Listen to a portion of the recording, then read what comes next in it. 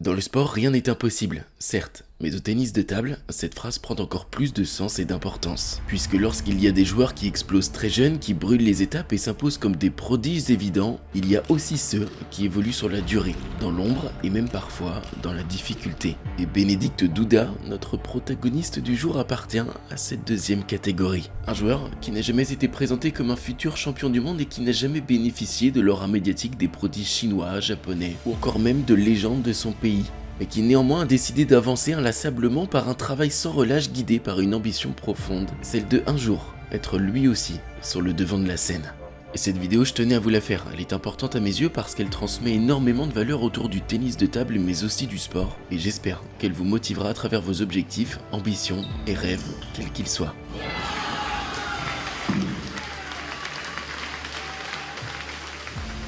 Alors, avant de découvrir l'histoire de celui qui est resté durant 8 années entre la 30 et 40e place mondiale avant d'exploser, je tiens à vous dire que nous n'avons jamais été aussi proches des 10 000 abonnés, alors merci à ceux qui référenceront la vidéo et vous l'aurez compris, je vais commencer à m'équiper afin de pouvoir réaliser du contenu aussi derrière la caméra, donc si vous voulez m'aider financièrement, vous avez la possibilité de rejoindre la chaîne, ça m'aidera à acheter micro, cravate, caméra, trépied, etc. Enfin tout le matos quoi. Merci à tous et bon visionnage. Douda, c'est l'histoire d'un enfant de Bergnestad qui n'a jamais cessé d'y croire, même lorsque personne ne regardait. Issu d'une famille de pongistes, son père est Heinz Douda, directeur sportif du TTC Bergnestad et son frère est entraîneur et coach de cette équipe. Alors dès le départ, Bénédicte part avec un environnement favorisant, un cercle familial qui connaît la discipline, ses enjeux ainsi que l'exigence du haut niveau et les sacrifices qui vont avec. Mais la valeur la plus importante sera très certainement celle du travail.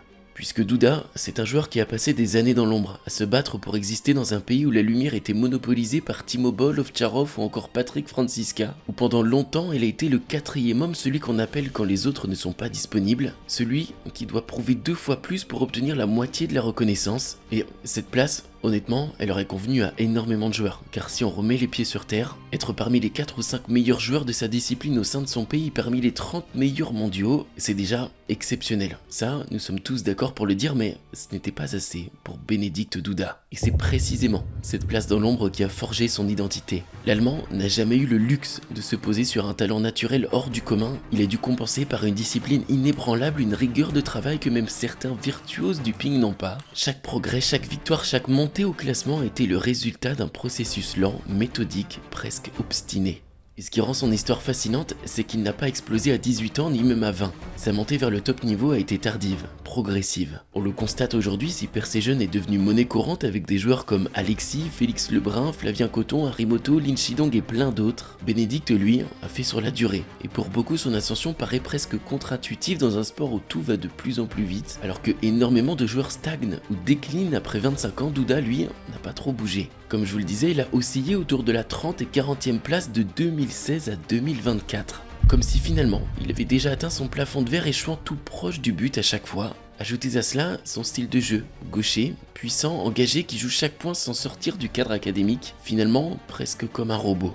Mais une chose n'a jamais changé, l'envie et la détermination de percer un jour cette barrière pour grimper dans l'élite des 10 meilleurs joueurs au monde. Et aujourd'hui, Bénédicte Douda n'est plus le remplaçant. Il est devenu un pilier de l'équipe d'Allemagne, un joueur capable de battre les meilleurs, un compétiteur respecté sur le circuit international. Mais ce qui rend son parcours inspirant, c'est que rien n'a été donné. Tout a été gagné, lentement, solidement. Et c'est précisément cette histoire-là que nous allons raconter. Celle d'un joueur qui n'a jamais cessé de croire que le travail finit toujours par payer. Celle d'un homme qui a transformé la patience en force et la persévérance en carrière. Alors maintenant, voyons la nouvelle version de Bénédicte Douda, celle qui effraie chaque joueur du circuit international. Pour cela, nous allons replonger dans l'une des compétitions qui a changé du tout le tournant de sa carrière sportive. Nous allons remonter en 2024 aux Champions de Montpellier, l'une des compétitions majeures du ping, puisque sur cette dernière, Bénédicte a franchi un cap. Sur les années précédentes, ce qui lui manquait, c'était la finition sur les Chinois. Et qu'on ne s'y méprenne pas, Douda a toujours accroché tout le monde, même les plus grands. Je me souviens d'une défaite à la belle sur Chouchine en 2019, d'une autre 3-7-2 sur Malong en 2024, mais à chaque fois, il échoue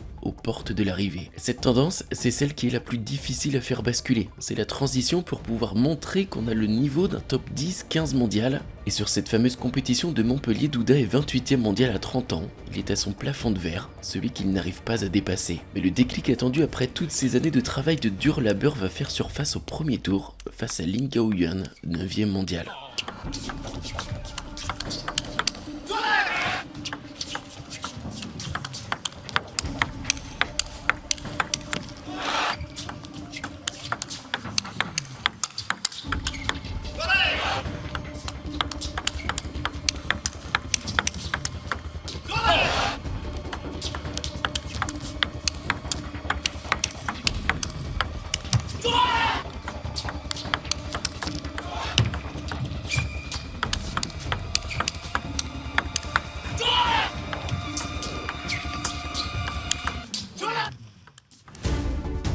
cette victoire ne sera pas un coup du hasard ni un exploit isolé, puisque 2 tours plus tard, l'étape supérieure, il sera opposé à un adversaire en vogue, Liang Jingkun. Et à l'époque, il était le 4e joueur mondial et surtout l'un des favoris du tournoi. Quelques mois plus tôt, Benedict avait essuyé une sévère défaite 3 manches à 0 lors du Smash de Singapour, mais cette fois-ci, la tendance va s'inverser. Et là, je vais vous donner mon ressenti de spectateur puisque oui, j'y étais, et honnêtement des gradins, on voyait que Liang était en incapacité de faire quoi que ce soit. Benedict coupait court à chaque échange et le match a été expéditif, inexplicable à ce moment-là, personne ne s'y attendait. Mais finalement, c'était le début de l'avènement du nouveau fer de lance allemand. Derrière, il perdra en demi-finale face à Tomokazu Harimoto, mais qu'importe, ce tournoi lui permet de grimper parmi les 20 meilleurs joueurs au monde. Le plafond de verre est brisé, alors désormais, plus rien ne peut l'arrêter. Réaliser une percée, c'est beau, mais tenir son rang derrière, c'est extrêmement difficile. Puisqu'après avoir passé 8 années loin de ce top 20, il y est enfin, alors il doit montrer qu'il a encore la niaque pour pousser son histoire plus loin. Il va enchaîner les bonnes compétitions, rester implanté à sa nouvelle place, devenir même vice-champion d'Europe en simple en 2025, jusqu'au plus grand résultat de sa carrière. Une demi-finale sur la plus grande compétition WTT possible, la plus prestigieuse derrière les championnats du monde ou encore les Jeux Olympiques, l'Europe Smash, où sont regroupées toutes les meilleures têtes de série de la planète Ping. Elle est d'un niveau extraordinaire et se frayer un chemin à travers cette dernière n'est jamais anodin. Alors Benedict part tête de série numéro 9, il se classe pour la première fois sur une compétition en tant que 10e joueur mondial et là, vous vous dites, on a loupé une étape. Oui.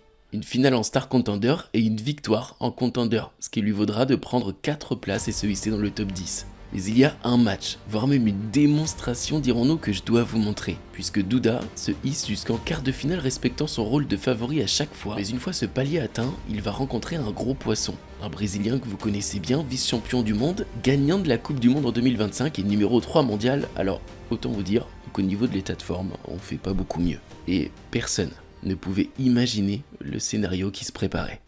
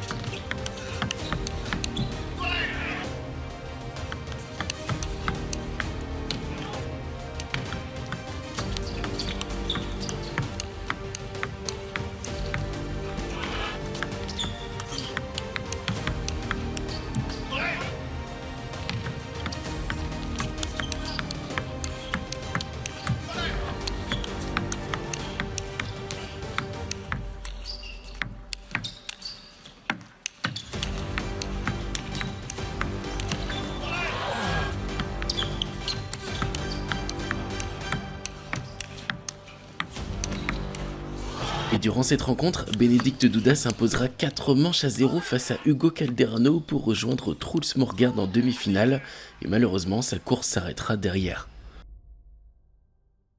Et nous arrivons à la fin de cette vidéo, mais ce que je peux vous dire c'est qu'après cette Europe Smash, Duda deviendra le premier joueur allemand au classement mondial. Lui qui a bataillé durant toutes ces années, il parviendra à atteindre la 8e place mondiale. Et honnêtement, son histoire est loin d'être terminée, aujourd'hui il est encore 10e, et il est encore plein de ressources et finalement on ne sait pas où il s'arrêtera. Alors, je pense qu'il faut saluer l'abnégation, la résilience et le travail de ce joueur. Des parcours comme lui, honnêtement, on en voit très rarement. Mais ce qui est certain, c'est que c'est inspirant pour nous tous, pour tous nos objectifs, peu importe à quel degré ils s'élèvent. Comme quoi, le travail finit toujours par payer, et moi aussi, j'ai envie d'y croire à travers cette chaîne YouTube, et on est bientôt 10 000, alors peut-être que finalement c'est vrai. Si vous êtes encore présent dans la vidéo, dites-moi jusqu'où ira Benedict Duda d'après vous. Moi je vous dis merci et à très bientôt.